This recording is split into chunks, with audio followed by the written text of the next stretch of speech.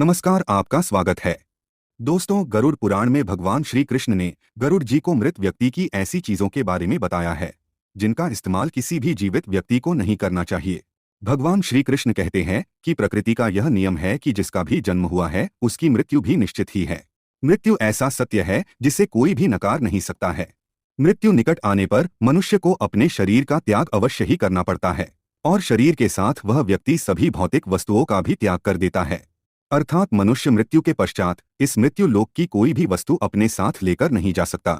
उसके साथ केवल उसके पाप और पुण्य ही जाते हैं।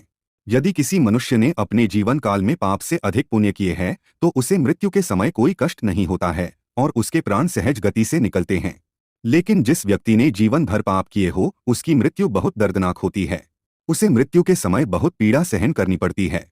यमराज के दूत उस पर बिल्कुल भी दया नहीं दिखाते हैं और उसे अपने पाश में बांधकर खींचते हुए यमलोक ले जाते हैं। यमलोक जाने के मार्ग पर उस पापी व्यक्ति को बहुत दुख होता है। वह हाहाकार करता हुआ नरक के मार्ग पर चलता है। लेकिन यम के दूतों को उस पर दया नहीं आती है और वे उसे और पीड़ा देते हैं। श्री कृष्ण कहते हैं कि आत्मा का इस संसार में कुछ भी अपना नहीं है। आत्मा अमर है, उसका कभी अंत नहीं होता है। वह अपने कर्मों के अनुसार बार बार जन्म लेती है। मनुष्य का शरीर भी उसका अपना नहीं है, वह भी उसे कुछ ही समय के लिए ईश्वर द्वारा प्राप्त हुआ है, जो एक दिन पंच तत्वों में विलीन हो जाएगा।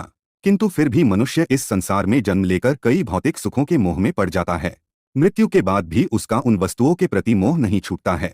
श्री कृष्ण कहते हैं कि जब तक मनुष्य सांसारिक वस्तुओं का मोह त्याग करके संपूर्ण रूप से ईश्वर को अपना नहीं लेता, तब तक वह अलग अलग योनियों में जन्म लेकर पृथ्वी लोक पर ही भटकता रहता है।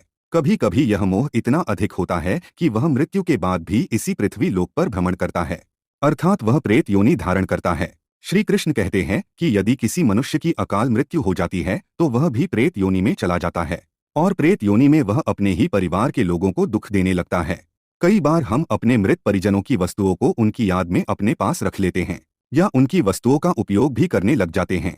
लेकिन गरुड़ पुराण के अनुसार हमें मृत व्यक्ति की कुछ वस्तुओं का उपयोग कभी नहीं करना चाहिए, क्योंकि इन वस्तुओं के साथ उस मृत व्यक्ति की ऊर्जा जुड़ी हुई होती है।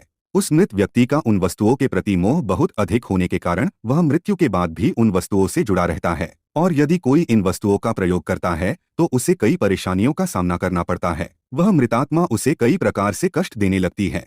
इसीलिए किसी भी मनुष्य को मरे हुए व्यक्ति की चीजों का इस्तेमाल कभी नहीं करना चाहिए। चाहे तो आप उन वस्तुओं को संभाल कर अपने घर में रख सकते हैं अथवा उन चीजों को नदी के जल में प्रवाहित कर सकते हैं, लेकिन भूल से भी उसकी वस्तुओं का इस्तेमाल नहीं करना चाहिए। उस मृत आत्मा की शांति के लिए आप उस व्यक्ति की प्रिय वस्तुओं का दान करते हैं तो यह बहुत ही शुभ होता है।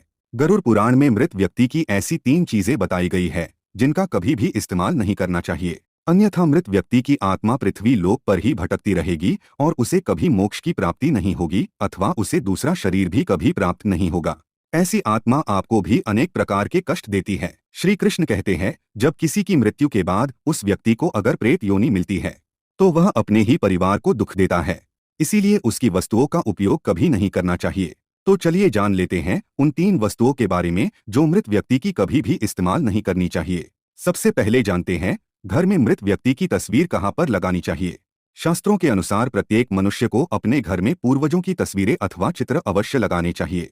इसे बहुत ही शुभ माना गया है। अपने मृत परिजन का चित्र बनाते समय इस बात का ध्यान रखें कि उनका चित्र अथवा तस्वीर दुखी अथवा क्रोधी अवस्था में ना हो।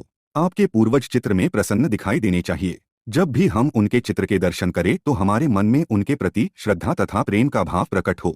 यदि पूर्वजों का चित्र क्रोधी अवस्था में हो तो यह मन में भय की स्थिति निर्माण करता है। छोटे बालक उनसे प्रेम करने के बजाय द्वेष करने लगेंगे। इसीलिए पूर्वजों का चित्र अथवा तस्वीर बनाते समय इस बात का खास ध्यान रखें। ध्यान रहे, आपके पूर्वज अब इस संसार में नहीं हैं। वे ना ही भगवान है और ना ही मनुष्य है। आपको उनका सम्मान करना चाहिए, किंतु उनके सामने अपना दुख और क्रोध जैसी भावनाओं को प्रकट ना करें, अन्यथा आपके पितृदेव दुखी हो जाएंगे।